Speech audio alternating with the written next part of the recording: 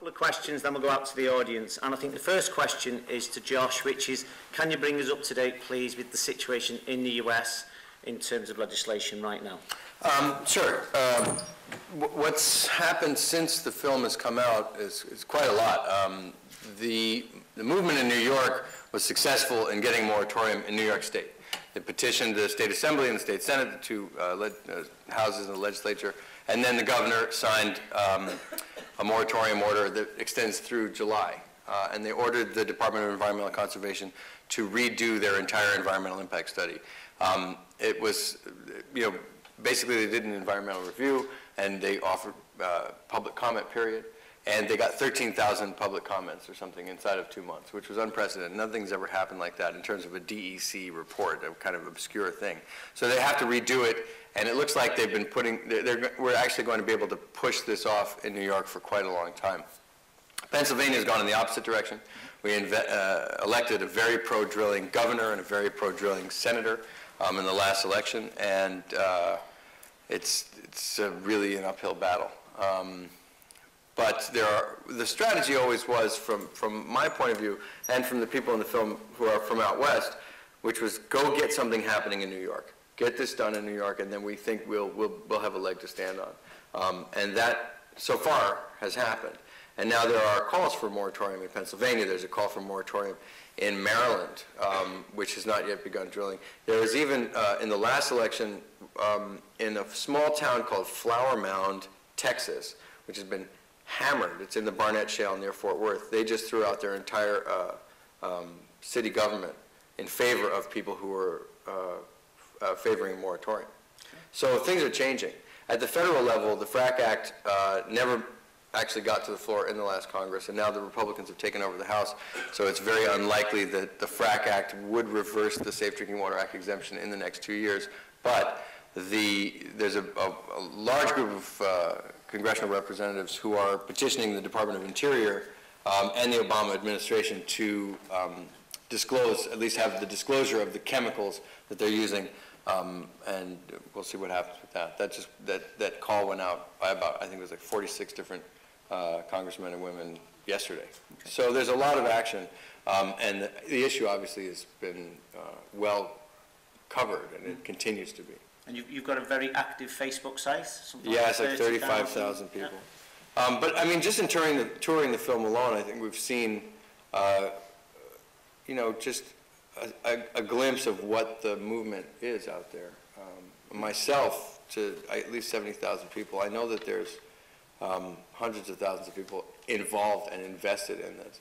And what's interesting about it is that these are people who have skin in the game. You have your back up against the wall. You have a vested interest in not losing your home as a result, the direct result of this drilling going on all around you. But what it's done, I think, is also open up a larger consciousness about fossil fuel development in general and about climate change issues, so that there's an interesting springboard happening, I think, with people's consciousness in the United States to care about this for the first time. And of course, that coupled with the Gulf of Mexico being completely destroyed for generations, I think there's some real change happening. We'll see what goes on in terms of the government, but I think that always comes from people. Can I go to Jennifer? What's WWF's take on gas shares? I mean, we're very much, we've read several reports about it. I've just seen Gasland, but I was quite familiar with the content of the film already, and we're very much against shale gas. In the event that shale gas was actually to take place in the UK, and it's not something that we would want to happen, we very much want the outcome of the US investigation. There's an Environmental Protection Agency investigation underway at the moment. We want to see the results of that. We want to see peer-reviewed science that independently investigates fracking before anything would happen in the UK. And actually, we spoke to the Environment Agency on the subject, and they're at the moment putting in thinking about a policy. At the moment, they don't have one, and they weren't sure whether it would be subject to permitting. So we very much want us to have considered it before anything could possibly ever take place. Brilliant. So a bit of headway there. Chris, Josh has mentioned the climate change angle to this. I mean, the film very much covered the groundwater contamination issues. What does the report that was commissioned from the Tyndall Centre say about the CO2 implications? Sure, so I mean, it's not just groundwater that's the issue, it's another fossil fuel, so we asked the Tyndall Centre to look at this. Its implications in terms of global climate and what it does to the UK as well, and its plans to reduce its greenhouse gas emissions. The Tyndall Centre looked at a number of scenarios for global extraction and production of gas from shale sources, concluded that if you look at what is actually estimated to be out there and you take a number of scenarios, over the next 50 years it puts between 3 and 11 parts per million additional carbon dioxide into the atmosphere, which is obviously not helpful when we're actually perilously close to the level which is likely to exceed 2 degrees C anyway. I think the other issue, getting away again from groundwater contamination, the potential for that, which is certainly a very real issue, is looking at what it does to energy policy in the UK. And there's a very real concern that if you have a glut of readily available cheap gas, that therefore there's a disincentive to invest in renewables and other zero carbon sources. Those were two of the potential issues that the report flagged up. Okay, I propose now to go out to the audience. By the way, I'm not sure how long this will go on, so at the point where Ollie waves and does that, that will be the last question. Okay. Professor Alan Riley, City University. I'd like to take on the Tyndall report to start with. My real problem with this is that the assumptions you're making underneath this seem to be quite strange, because let's leave shale gas out of it for a moment, just talk about gas more generally. Liquid natural gas is another major source of gas. If you basically switch from coal to gas, gas is 50% less CO2 emitting than coal. In the UK, you would cut your CO2 emissions by about a third. And that would have a very serious potential positive effect, obviously, in reducing climate change. Reducing CO2 emissions, having a positive effect on climate change. That surely is something worth considering. If there's more gas available, you will be able to effectively cut your CO2 emissions. And by switching off all of the coal-fired power stations. And later on you can bring in the CCS or whatever it may be, and hydrogen or whatever. But surely as a cheap, short-term ability to cut very significantly CO2 emissions, this is a way to go. And I don't understand how the Tyndall report can possibly suggest that a glut of cheap gas, which will allow us to close down most of the global coal industry, is not a good thing. But let's leave aside the other issues, but that surely is a very positive initial point which we can deal with here. And I don't understand why the Tyndall report doesn't recognise that. Maintain the pretense of neutrality as the chair and turn the question over to both Josh and Chris. And I think the question is, if coal stopped because of the gas, why wouldn't this be a good thing? I think that was my starting position when we looked at this issue. We started looking at this, and Tyndall Centre started looking at this, say, 6 months ago. My initial assumption was, well, if you substitute coal for gas, that's QED a good thing. I think there's a number of ways this potentially cuts, and it doesn't necessarily happen like that. The first one at the global level is we have absolutely no cap on emissions globally. When we find a new source of fossil fuels, we tend to burn it. So if you look at things like the IEA scenarios for the US, which has no cap and no agreement to reduce emissions, you look at how there actually are no forecasts whatsoever for shale gas to substitute coal. It looks like it just makes up part of growing energy demand. If you look at it in the UK, you've got government policy which is basically trying to push the energy and utility companies into renewables or nuclear or whatever it is that's low or zero carbon. Actually, what are these companies doing, the likes of Empower or E.ON or so on? They're actually looking to build large gas turbines at the moment. So that's what the industry is doing. So I think there's just as much evidence that at a UK level where you have a cap, you actually provide a disincentive to invest in renewables. And at a global level, you just burn it because it's more free fuel based. It's more there. There's a greater resource. That's what will happen. So I just put the question to Josh. Josh, has the increase in glass shale usage led to less use of coal? I don't think the question is in the immediate,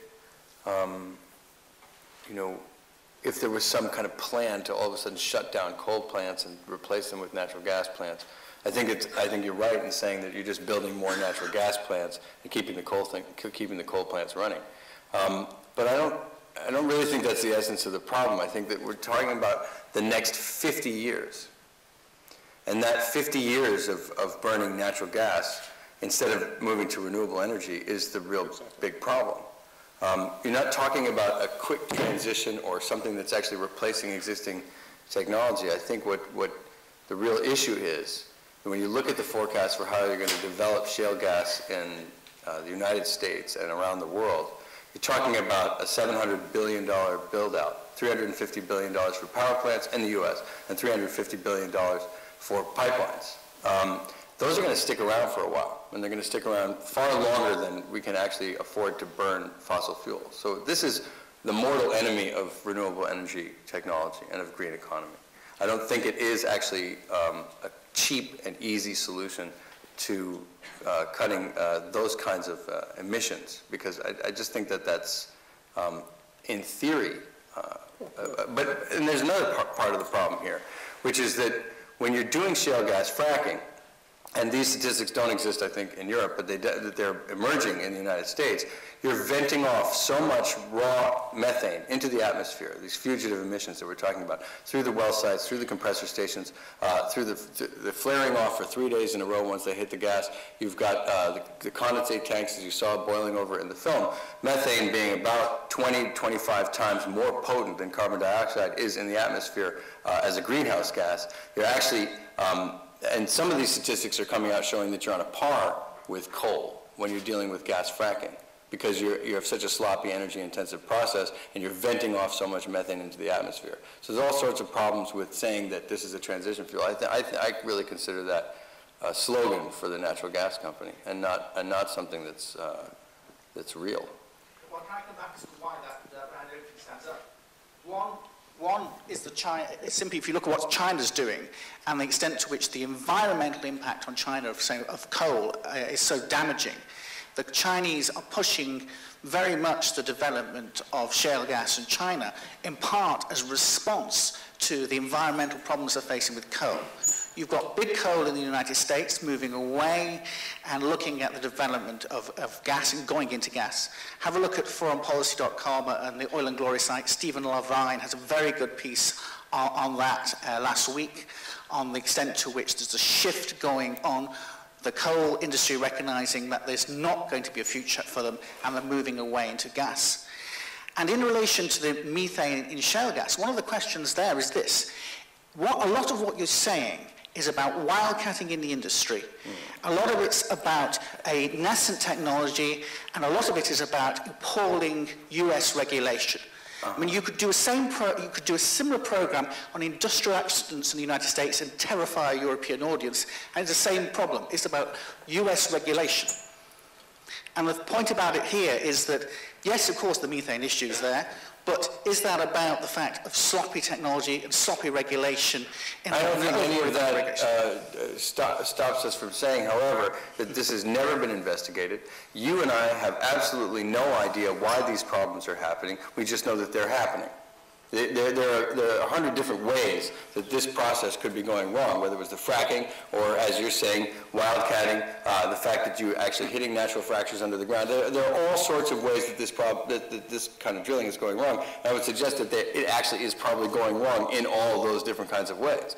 But the issue seems to be that you don't go ahead and do something if you know that it's failing. And we know that it's failing in a large scale, both here and in Australia and in Canada and the places where it's being developed. And no one so far has done the kind of investigation that you're suggesting, which is to say, well, how could we do this better? The science is not out there. This kind of reporting is what we have. And people on the ground are your first set of data. So what we're suggesting here is you have to stop this because you know that it's going wrong. If this many planes were crashing, if 2 to 5% of all planes were crashing, we wouldn't have airports. And that's what's going on here. Question here. Yeah, hi, Josh. Nick Greeley from Oh, great. We have the back-to-back. Your reputation precedes you. Okay, thank you. And yours. Anyway, now we're here and you're escaping from the United States for a while. You had the cheap shot at Cheney, who, I don't blame you, can't stand the man. There can't be any cheap shot against Dick Cheney. I just have to say that first of all. Sure. Because the man was the Vice President of the United States for 8 years and is responsible. I mean, I think there was a review in one of the papers that said that it's maybe the first United States documentary where Richard Nixon is the hero, but it's the 101st where Dick Cheney is the villain. So I would just disagree with the premise of your question. For a very long time, and of course it's very worrying that Ronald Reagan looks good these days.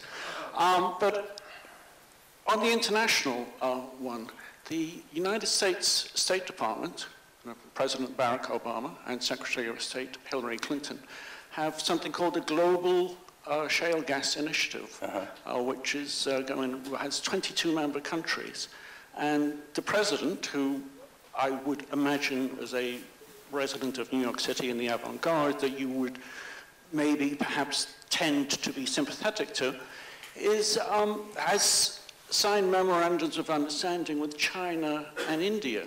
But it's basically, are you saying that the United States government is pushing this poison on the rest of the world? Well, first we had cheap shots at Dick Cheney, and now we have Barack Obama as a member of the avant-garde. I don't even know where to begin. Of course the United States is pushing this right now. They are exporting it as a successful model of energy development, and that is very problematic. I think there was a piece that broke this morning in the Engineering News, which is the UK has just took its first shipments of natural gas from the US. Probably derived from the gas shale, so it seems to be the excess gas isn't displacing coal, it's working its way over here. Hi, thank you. I really appreciate, I'm an American. I grew up like where you grew up, so I found myself really emotional watching the beauty that you captured. And I think what I need to say is it's on a much bigger level than pointing fingers and us trying to figure out, okay, we got a problem because we like to use our cars. For me, what you opened up and what hasn't been discussed yet by some prominent people is the byproduct. It's unconscionable that we would allow industry to create a byproduct that has a shelf life that we have no idea for how long. That it would have so many consonants in one name that you can't even pronounce it. I thought it was beautiful what you captured in that Congress.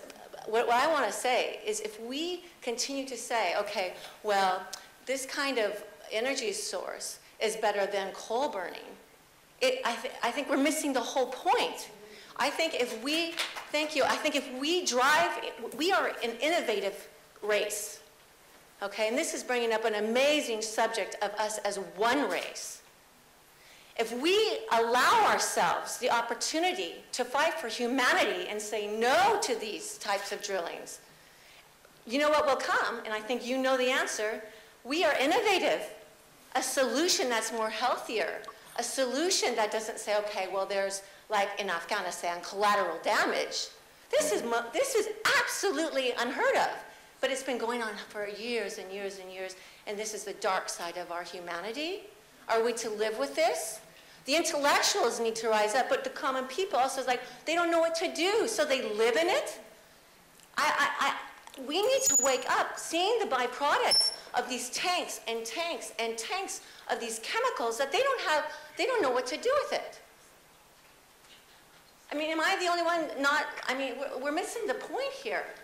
I mean, why is our president, why don't we all get together and storm, the parliament here? No, seriously, I had visions of this. This is absolute ludicrousy, and we're laughing. But it's very... It's pretty close by, isn't it? No, but I know. And we all can walk down the mall and say, Queen, move out of the way. We're going to number 10, because you can't do anything. But no, I just want to say thank you. And also, what about the byproduct?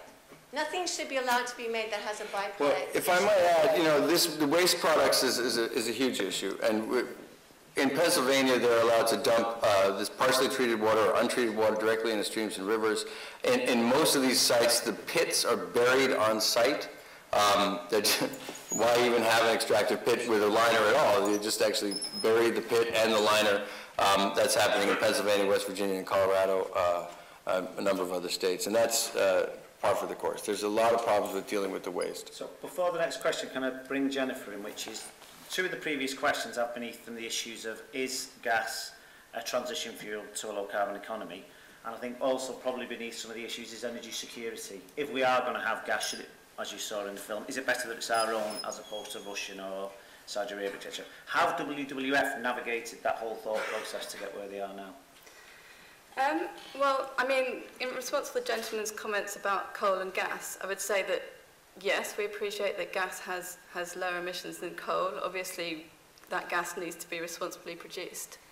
Having said that, the Committee on Climate Change has just recommended that we need to move to basically decarbonisation of our electricity production system by 2030, which would mean around 50 grams of CO2 per kilowatt hour, which is the kind of the standard in the industry that we need to move to. Now, if you look at natural gas, you're talking, even with a new gas-fired power station, of around 400 grams of CO2 per kilowatt hour.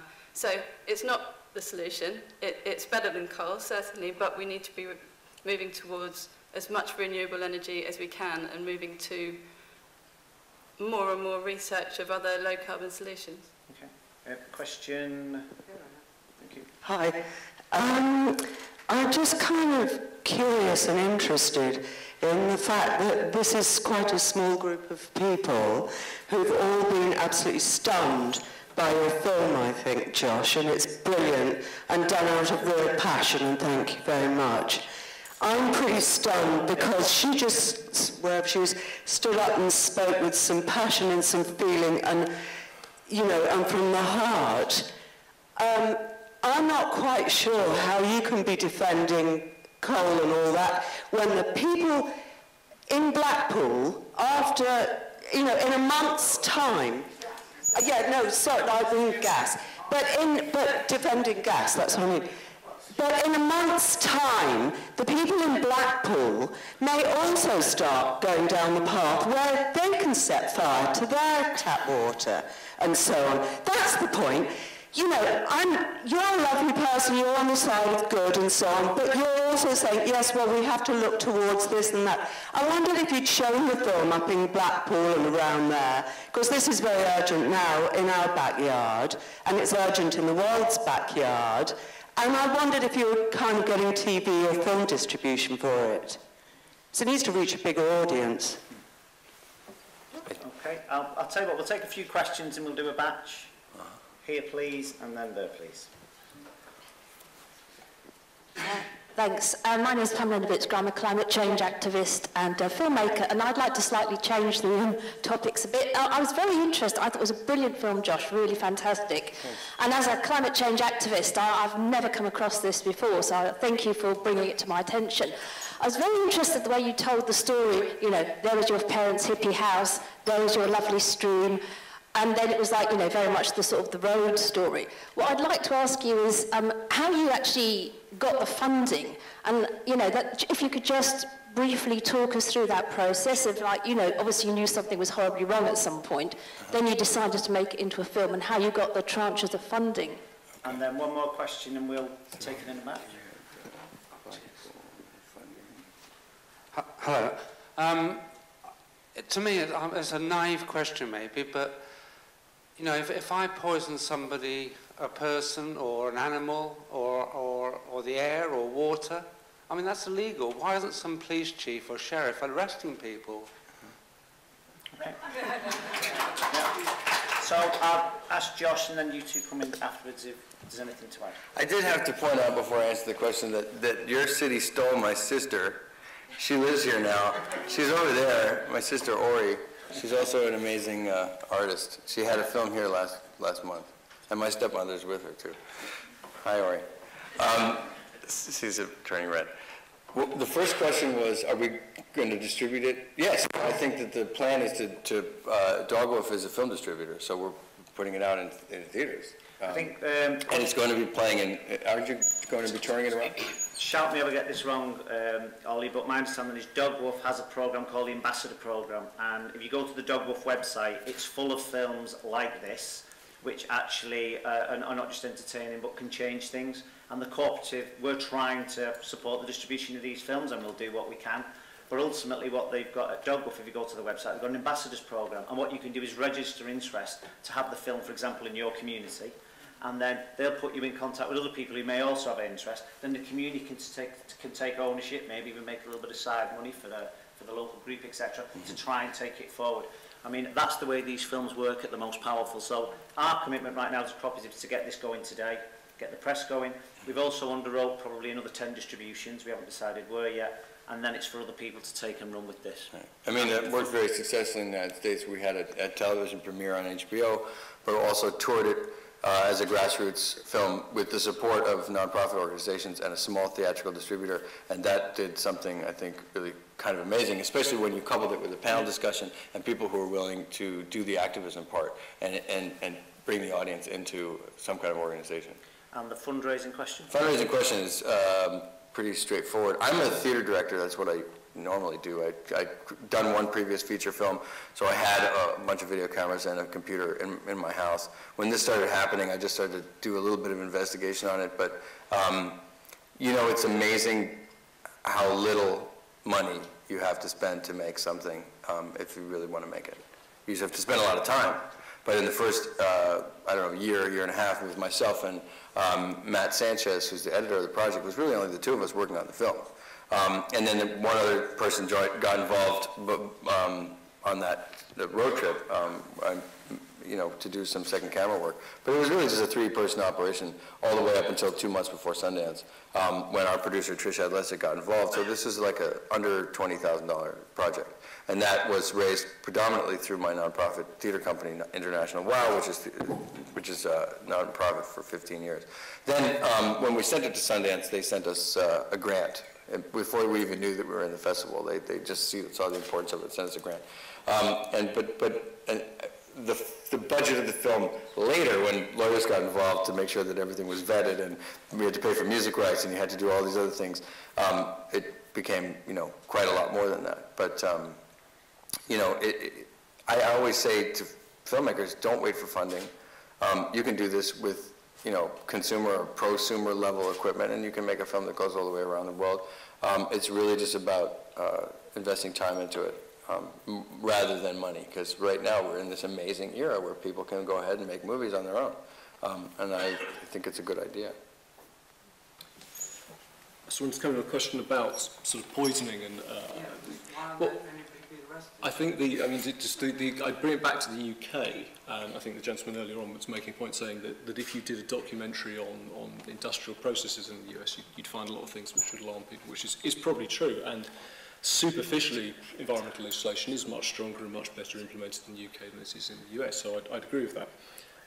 The problems that really happen are shale gas is operating in the UK in a vacuum of regulation. So the environmental permitting regulations don't explicitly mention hydraulic fracturing. Those are the regulations which are there to safeguard groundwaters and surface waters.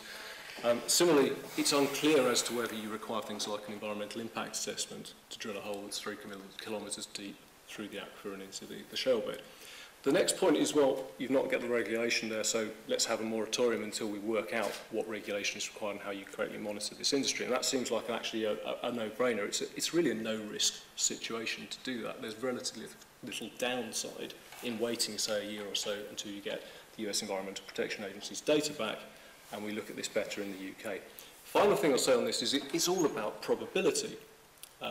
If you have one well and you look after it and you install it correctly, it probably doesn't cause an issue. If you want to get something like 10% of the UK's gas over a 20-year period, you need something like 2,500 to 3,000 wells. Therefore, the law of probability dictates that at some point you put one in incorrectly or you don't maintain it properly, and you have much greater potential for groundwater contamination when you do that. So that's the sensible way of looking at it. I'm getting the big T from Ollie at the back, and I don't think it's because Baracus has turned up. So what I'm going to do is, we've got a nice little treat at the end from Josh, which is going to get the old banjo out. Thank you everybody for coming. Sorry we couldn't do more questions. There's a bit of an after drinks thing upstairs if you're a friend or relative of Josh. If you don't know whether you're a friend or relative of Josh, go and see Ollie at the back. He'll clarify who is and who isn't. And I just want to thank you all for coming here, finding the time to listen to this, supporting this film. Over to Josh.